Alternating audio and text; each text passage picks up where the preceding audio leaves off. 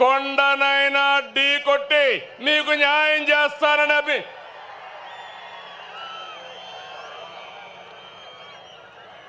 చాలా మీటింగులు పెట్టాం. మహానాడులు. ఈరోజు మహానాడు కడపలో చూస్తున్నా. అందరూ అనుకున్నారు కడపలో మహానాడా అని. నాకు నమ్మకం ఉంది. కడప తెలుగుదేశం పార్టీ అడ్డా. అది నిరూపించడానికే ఇక్కడ పెట్టాం. అవునా కాదా తమ్ముళ్ళు మిమ్మల్ని అడుగుతున్నా. అవును అంటే గట్టిగా చెప్పండి, చప్పట్లు కొట్టండి, హర్షాన్ని తెలియజేయండి. రెండు చేతులు పైకెత్తి ఆమోదాన్ని తెలియజేయమని కోరుతున్నా. ఒక్కోసారి జీవితాల్లో కొన్ని సంఘటనలు జరుగుతాయి. ఈరోజు కడప సంఘటన చూసిన తర్వాత మీరందరూ కూడా మంచి చేస్తే శాశ్వతంగా అండగా ఉంటామని మరొక్కసారి నిరూపించారు. 2 రోజుల మహానాడు జాతర. నేను చాలా మహానాడులు చూశాను.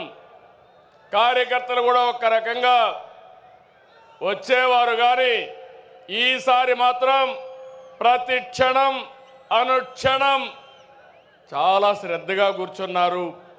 బ్రహ్మాండంగా జయప్రదం చేశారు. ఈరోజు ఉదయం నేను చూస్తున్నా అన్ని దారులు కడప వైపే.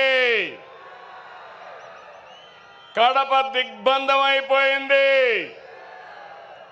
ఈ గ్రౌండ్ చూస్తే తెల్లవారితోనే ఫుల్ అయిపోయింది.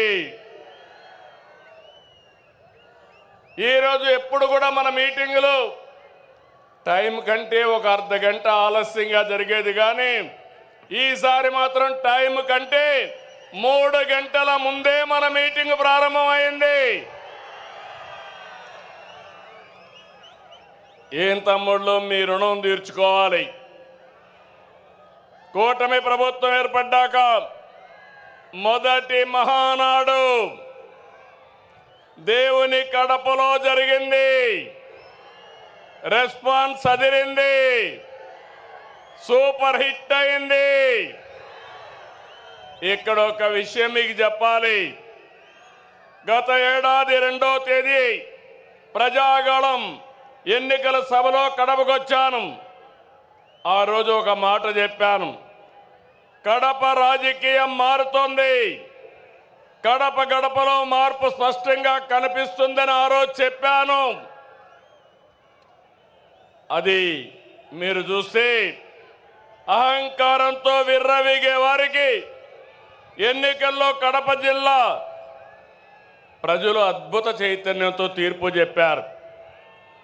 ఈ ఎన్నికల్లో ఒక కడపే కాదు, రాష్ట్రం ప్రతి ప్రాంతం అద్భుతమైన విజయాన్ని సాధించాం. ఉమ్మడి కడపలో 10కి 7 గెలిచాం. తమ్ముళ్ళు, ఇప్పుడు నుంచి కష్టపడితే 2029లో 10కి 10 సిద్ధమా అని అడుగుతున్నా. మిమ్మల్ని సిద్ధమా తమ్ముళ్ళు అని అడుగుతున్నా. ఆడబిడ్డలు సిద్ధమా అని అడుగుతున్నా.